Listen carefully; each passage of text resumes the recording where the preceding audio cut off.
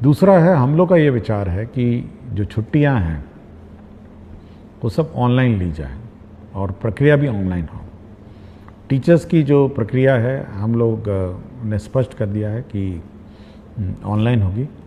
और आपको जानकारी होगा कि कुछ ही दिन पहले हम लोगों ने ये गाइडलाइन इशू किया है, जिसमें स्पष्ट किया है कि किस प्रकार की छुट्टी कौन स्वीकृत करेगा और कितने दिनों में स्वीकृत करेगा। तो छुट्टियां स्वीकृति में स्पष्टता होनी चाहिए, ये हम लोग का मत है। टीचर्स के लिए हम लोगों ने कर दिया है, तो डाइट के लिए भी हम कर देंगे। सर, अगला सवाल कुमारी निधि प्राथमिक विद्यालय सुहाग किशनगंज से करती हैं। कहती हैं, एसीएस सर को मेरा प्रणाम।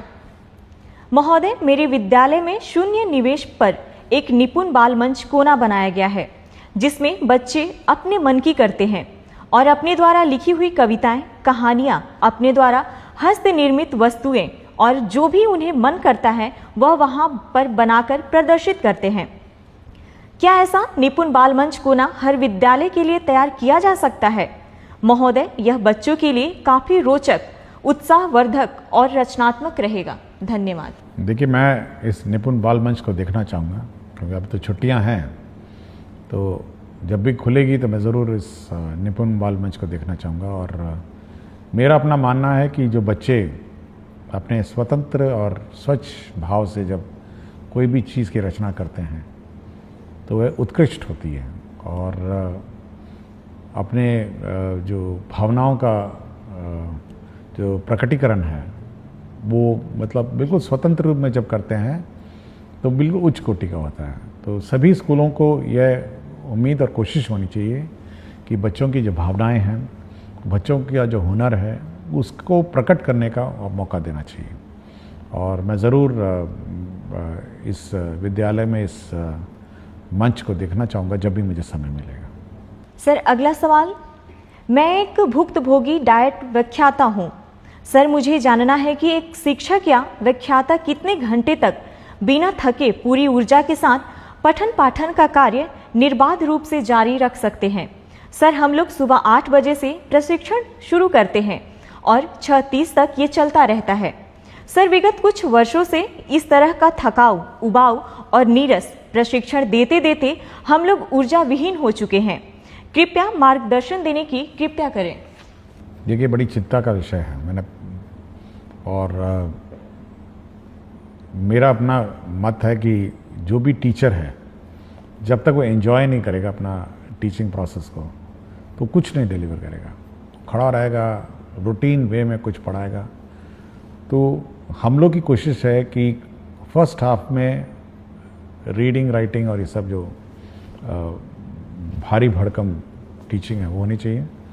और सेकंड जो पार्ट है, जो लंच के बाद है, उसमें रोल प्लेज होना चाहिए कि टीचर को कैसे पढ़ाना है, स्टूडेंट्स को कैसे इंटरेक्ट करना है। तो हम एक बार फिर से इसको रीलुक करेंगे छुट्टियों में कि कैसे पाठ्यक्रम पढ़ाए जाए, क्योंकि हेवी पाठ्यक्रम पढ़ा के डिलीवर नहीं कर सकें। और हम लोग का उद्देश्य जो है बेसिकली डाइट का, वो सब्जेक्ट पढ़ाना नहीं है। हम लोग का उद्देश्य यह है कि बच्चे कैसे पढ़ाए जाए, बच्चे अध्ययन कैसे करेंगे और बच्चों का जो एक्टिविटी है वो कैसे हो, इस पर ज़्यादा ध्यान है। नॉट कि बैठ के फिजिक्स पढ़ाएं, केमिस्ट्री पढ़ाएं, ये हम लोग का काम नहीं है। इसलिए इसको एक बार रीडिज़ाइन करेंगे और जब भी समर वेकेशन के बाद डाइट और एससीईआरटी के कोर्सेज शुरू होंगे तो एक नए लुक में हम लोग इसको लॉन्च करेंगे। सर, एक शिक्षक हैं संजय यादव, उत्क्रमित मध्य विद्यालय कोडरा हाता, हथवा, गोपालगंज से। कहते हैं, महोदय, आपके द्वारा अभिभावक शिक्षक संगोष्ठी के लिए एक कैलेंडर जारी किया गया है। अभी से पूर्व भी संगोष्ठी का आयोजन कई मर्तबा किया जा चुका है, पर संगोष्ठी से संबंधित प्रधानाध्यापक और प्रभारी प्राचार्य के नाम से जो पत्र कल के डेट में आपकी तरफ से निर्गत हुआ है, वह हमें यह सीख देती है कि किसी आयोजन अथवा मौका को अत्यंत महत्वपूर्ण कैसे बनाया जाता है। क्या इस मौके पर हम अपनी कक्षाओं के बच्चों का मासिक मूल्यांकन रिपोर्ट अभिभावकों को बता सकते हैं, ताकि हमारे बच्चे का अपडेट अभिभावकों को मिल सके? देखिए, आज शनिवार है और आज छुट्टी से पहले संगोष्ठी के लिए संबंध में मैंने पत्र लिखा था। इसमें देखिए, ये जो पेरेंट टीचर मीटिंग है ये बहुत महत्वपूर्ण मीटिंग है और इसमें इसीलिए मैं इसको बहुत महत्वता देता हूँ और इसीलिए मैं अपने दस्तखत से इसको निर्गत करता हूँ। देखिए, इसमें बच्चों का क्या प्रोग्रेस रहा है यह टीचर को बताना होता है। जो क्लास टीचर होती है उसको बताना होता है कि आपका बच्चा ठीक है, आपका बच्चा पढ़ाई में थोड़ा कमज़ोर है, घर पे पढ़ाइए। उसके प्रोग्रेस के बारे में पेरेंट्स को बिल्कुल स्पष्ट होना चाहिए। मैथ्स का, फिजिक्स का, रीडिंग है, सब है। तो ये बिल्कुल बहुत ही महत्वपूर्ण है और अगर यदि बच्चा समय पे स्कूल नहीं आता है तो माता पिताओं को उसको बोलना भी पड़ता है।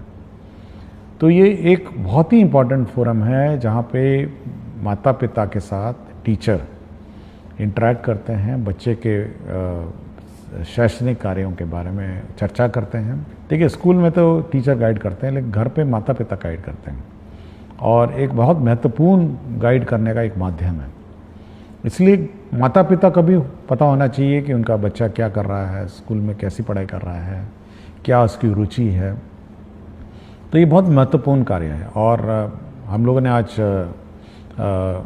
जो लास्ट पेरेंट टीचर मीटिंग है छुट्टी से पहले, वह इसीलिए किया कि बच्चों को पता होना चाहिए कि स्कूल ने उनको होमवर्क दिया। हो सकता है माता पिता को नहीं पता चले कि आज होमवर्क भी दिया है, या पेरेंट्स को क्या करना है, समर कैंप के बारे में वो जानकारी देंगे और पेरेंट्स को क्या छुट्टियों में बच्चों के साथ करना है इसके बारे में गाइड करने के लिए ही आज जो पेरेंट टीचर मीटिंग आयोजन किया जा रहा है। तो वो इसी का महत्वपूर्ण एक अंश है। सर, अगला सवाल रवि शंकर दास, यूएमएस खरुधा प्रखंड ठाकुरगंज जिला किशनगंज से करते हैं। आदरणीय एससीए सर, हमारे विद्यालयों में प्रत्येक शनिवार को जिस प्रकार बैकलेस सैटरडे में विभिन्न प्रकार के एक्टिविटीज को शामिल किया गया है उसमें योग को भी समाहित करने की कृपा की जाए जिससे हमारे बच्चों को योग का लाभ प्राप्त हो सके। देखिए, बैकलेस सैटरडे में कुछ तो हम लोग फिक्स्ड आइटम्स हैं, कुछ तो हम लोगों ने ये जारी कर दिया है और आप वेबसाइट में नया बैकलेस सैटरडे के गाइडलाइंस देख सकेंगे। इसके अलावा स्कूल पर ये हम लोगों ने छूट दी है कि योग करें या जो भी सिखाना चाहे, क्योंकि अगर हम लोग कंपलसरी कर देंगे यह संभावना है कि वहाँ लोकल टीचर नहीं मिलेंगे। तो यह स्कूल पे छोड़ दिया गया है कि इसके अतिरिक्त जो करना चाहें और जो एक्टिविटी करना चाहें तो वो कर सकते हैं। और योग बहुत अच्छी बात है और बहुत सारे स्कूल कराते भी हैं। तो बैकलेस सैटरडे में बिल्कुल फ्रीडम है। जो करिकुलम है उसके अतिरिक्त है, डिज़ास्टर पे बात होती है, संगीत के बारे में बात होती है, स्पोर्ट्स के बारे में बात होती है और बच्चे को जो की चीज़ रुचि और जो क्यूरोसिटी है उसके बारे में बात होती है। इसलिए हम लोग बिल्कुल छूट दी हुई है। ये बिल्कुल टाइड अप सैटरडे नहीं है कि यही करना है और इसी पर काम करना। सर, एक शिक्षिका है बेबी कुमारी, गोनवा पोवारी उच्च विद्यालय से, कहती हैं, सर क्या हर महीने होने वाली अभिभावक शिक्षक संगोष्ठी के लिए कोई एकीकृत रिपोर्टिंग प्रारूप या पोर्टल विभाग उपलब्ध कराएगा जिससे सभी विद्यालय एक समान रूप से रिपोर्ट भेज सके? देखिए, इतना रिपोर्ट अगर आने लग जाए तो हम लोग का तो विभाग बिल्कुल का सर चकरा जाएगा और ज़्यादा रिपोर्ट हम लोग को चाहिए भी नहीं। हम लोग देखिए, हम लोग ये उम्मीद करते हैं कि अभिभावक और जो शिक्षकगण उस स्थानीय स्तर पर समस्याओं का समाधान करेंगे और स्थानीय स्तर पर अपना हल निकालेंगे। अब हर चीज़ हम रिपोर्ट लेके हर चीज़ हम अगर इकट्ठा करने लगे तो उसका कोई हल हम नहीं निकाल पाएंगे। हाँ, फीडबैक अगर आपके पास है कोई संगोष्ठी के बारे में कि कैसे अच्छा करना है या उसमें सुधार करना है, तब तो बात सही है, लेकिन हर चीज़ का रिपोर्ट हम नहीं ले सकते। नहीं, ये हम चाहते हैं कि पेरेंट और स्टूडेंट और टीचर आपस में स्थानीय स्तर पर विचार करें और मामले का समाधान निकालें। सर, एक शिक्षिका है अंकिता दरभंगा से, कहती हैं, सर कुछ स्कूलों में अभी भी कुछ बच्चों को अभ्यास पुस्तिकाएं नहीं मिली हैं। क्या इसके लिए एक तेज ट्रैक शिकायत निवारण प्रणाली बनाई जा सकती है जिसे हम संगोष्ठी से पहले यह सुनिश्चित कर सकें? देखिए, मैंने कहा था कि छुट्टियों से पहले सभी किताबें मिल जाएं और अगर मिली नहीं तो मैं ऑब्वियसली संबंधित में कार्रवाई करूँगा। मैंने बहुत स्पष्ट कहा था और ये कहा था कि बच्चे छुट्टियों से जाने से पहले किताब लेके जाएंगे और पढ़ेंगे। एक बार हम लोग रिव्यू करेंगे अभी, क्योंकि छुट्टियां हैं कि किस किस को किताबें नहीं मिली और किस कारण से नहीं मिली। लेकिन ये यदि नहीं मिली हैं तो बड़ा चिंता का विषय है। मैं पहले भी बोल चुका हूँ और पिछली बार भी मैंने कहा, एक बच्चे ने किताबों के बारे में चर्चा भी की थी, तो अगर नहीं मिली तो मैं इस पर एक बार समीक्षा करूँगा और देखेंगे, इसको कोई रिजॉल्व करने की कोशिश करूँगा। और अगर कोई इशू होगा तो हम लोग कोशिश करेंगे कि अब तो टीचर तो है नहीं, तो बच्चों को आइडेंटिफाई करना भी मुश्किल है, तो एटलीस्ट जो छूट गए हैं जिस दिन स्कूल खुलेगा वहाँ पर उस किताबें रखी रहेंगी। सर अगला सवाल है, सर पीटीएम के लिए निर्गत पत्र अत्यंत शानदार है। आप तो सबसे बड़े पदाधिकारी हैं, हम शिक्षक तो पीटीएम अच्छे से ही करेंगे, पर शिक्षा विभाग के पदाधिकारी यदि विद्यालयों में पीटीएम को देख पाते तो निश्चित रूप से इसकी गुणवत्ता में बढ़ोतरी होती। देखिए, पीटीएम के बारे में हम लोगों ने ज़रूर आंकड़े मांगे हैं कि कितने बच्चे आए थे, कितने माता पिता आए थे और क्या चर्चा हुई थी। तो एक गूगल शीट हम लोगों ने निदेशक के माध्यम से हम लोगों ने निर्गत किया है, तो उतना डेटा तो हम लोग को आ ही जाएगा कि कितने माता पिता पेटीएम आए थे और क्या हुआ था। मैंने जैसा कहा, देखिए हर चीज़ को अब हम लोग इतनी क्षमता भी नहीं है कि इतनी बड़े 77,000 स्कूल में पीटीएम हो रहा है तो मॉनिटरिंग है। बट हाँ, फ़ोटो है उसमें, आपके पीटीएम का फ़ोटो है कि सच्ची में पीटीएम हुआ था या नहीं हुआ था, ये सब रिकॉर्ड्स है। और मैं चाहता हूं कि कुछ ज़्यादा मतलब मॉनिटरिंग, इतनी मॉनिटरिंग मत करवाइए कि मतलब व्यवस्था में हम कन्फ्यूजन में हो जाएं। टीचर्स और स्टूडेंट और पेरेंट्स अपनी कोई व्यवस्था करवाइए और इस व्यवस्था को अपने संचालन कराइए। सर अगला सवाल आशीष कुमार, विद्यालय प्राथमिक विद्यालय तिरसकुंड, जिला अररिया से, कहते हैं सरकारी विद्यालय में विद्यालय अभिभावक गोष्ठी एक बहुत ही सकारात्मक पहल है। जिस प्रकार टीचर ऑफ द मंथ का पुरस्कार विभाग द्वारा दिया जाता है, विद्यालय भी हर गोष्ठी में एक बेस्ट परफॉर्मेंस देने वाले बच्चों के अभिभावक को सम्मानित करे और वर्ष के अंत में सभी गोष्ठी में सबसे अधिक सक्रिय अभिभावक को सम्मानित करे तो इस कार्यक्रम में और अधिक सक्रियता बढ़ सकती है। देखिए, हर स्कूल का अपना विद्यालय संचालन समिति है और हम चाहेंगे कि उस विद्यालय संचालन से समिति है, जो कमिटी है, उसमें जो अभिभावक हैं वही सदस्य रहते हैं और वो थोड़ा बढ़ चढ़ कर अपना योगदान देंगे। हम लोगों ने टीचर्स ऑफ द मंथ का कॉन्सेप्ट लाए थे कि हर टीचर को हम लोग पुरस्कृत, मेरे दस्तखत से जाता है। स्टूडेंट को भी हम लोग अवार्ड करते हैं कि स्टूडेंट ऑफ द वीक के। ये होना चाहिए कि जब भी अब पेटीएम होता है वहाँ पर उस पेरेंट्स के सामने इस बच्चे को पुरस्कृत करिए कि ये one of the best student है। इससे दो कारण हो सकते हैं। एक तो जो अभिभावक हैं वो प्राउड फील करेंगे, देखिए मेरे बेटे को स्टूडेंट ऑफ द वीक या 15 दिन में जो भी है अपना फोर्टनाइट है, इसको पुरस्कार मिला। और दूसरे जो अभिभावक हैं उनको ये प्रेरणा होगी कि भाई मेरा बच्चा भी अच्छा परफॉर्म करे। तो ये बहुत ही इम्पोर्टेंट फोरम है कि उस फोरम पर के सामने आप ये पुरस्कार देंगे, तो ये एक अच्छी बात होगी। मतलब ये कि उस पेरेंट्स के सामने सभी पेरेंट बैठे हुए हैं तो बच्चों को पुरस्कृत की जाए।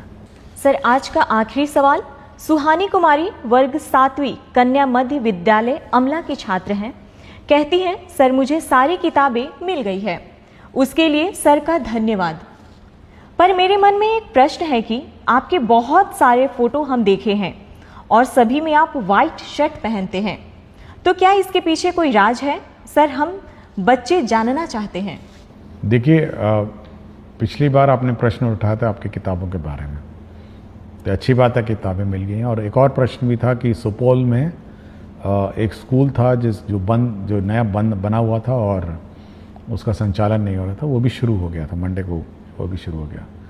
तो जो भी प्रश्न पिछले बार इश्यूज उठे थे उनका समाधान हो गया है। जहाँ तक वाइट शर्ट की बात है, देखिए इसकी दो कारण हैं।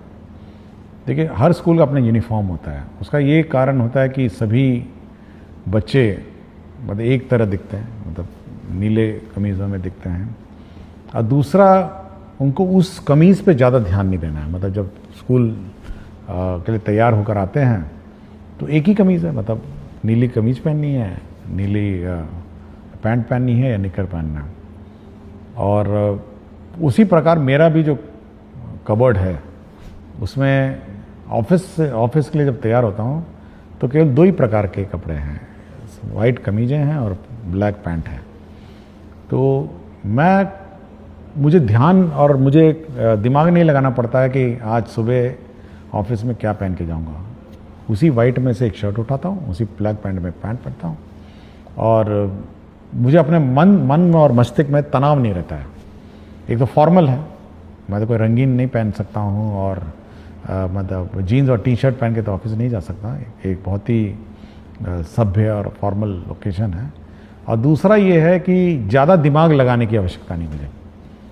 ज़्यादा दिमाग अपने काम पे लगाइए, ज़्यादा दिमाग अपने मतलब जो आज दिन भर करना है उसके बारे में सोचिए कि आज दिन भर क्या करना है। तो ज़्यादा दिमाग मेरा उसी में लगता है। और जब मैं नहाता हूँ तब सोचता हूँ कि आज दिन भर का क्या काम है उसको रिवाइज़ करता हूँ कि ऑफिस जाऊँगा तो ये करूँगा, फिर 11 बजे ये करूँगा, 12 बजे ये करूँगा, 12:30 इन लोगों को मैंने समय दिया है और 1 बजे 1:30 बजे मैं खाना खाने आऊँगा, फिर 3 बजे ये करूँगा। तो पूरा रिवाइज़ होता है, एक पूरा प्रक्रिया। जब मैं तैयार हो रहा था तो पूरा मेरा दिनचर्या बिल्कुल रिवाइज़ होता है, मेरे दिमाग में बैठा रहता है। मुझे कभी भी एंगेजमेंट पैड देखने की ज़रूरत नहीं है कि आज दिन भर मुझे क्या करना है। और पूरा कंठस्थ याद रहता है कि शाम 7 बजे 8 बजे आज किसी की शादी में जाना है, आज किसी के सालगिरह में जाना है। ये भी नपा तुला रहता है। तो इसलिए ये दिमाग बिल्कुल नहीं लगाना पड़ता मुझे। और कमीज और पैंट और शर्ट में मैं ज़्यादा दिमाग नहीं लगाता। वाइट शर्ट और ब्लैक पैंट यही 2 है जो मैं ऑफिस पहन के जाता हूँ। इसके अंदर मैं कोई रंग नहीं पहनता हूँ। इसलिए मैं बच्चों को भी कहता हूँ अपना यूनिफॉर्म पहनिए, सभी लोग यूनिफॉर्म पहनिए, सभी जैसे दिखेंगे। और ज़्यादा माथापच्ची नहीं है। कभी कभी मैं देखता हूँ बच्चे यूनिफॉर्म नहीं पहनते, कोई रेड टी शर्ट पहना हुआ है, कोई वाइट टी शर्ट पहना हुआ है। तो एक तो भिन्नता हो जाती है ना स्कूल में, एक जैसे दिखते नहीं हैं, समानता नहीं है स्कूल में।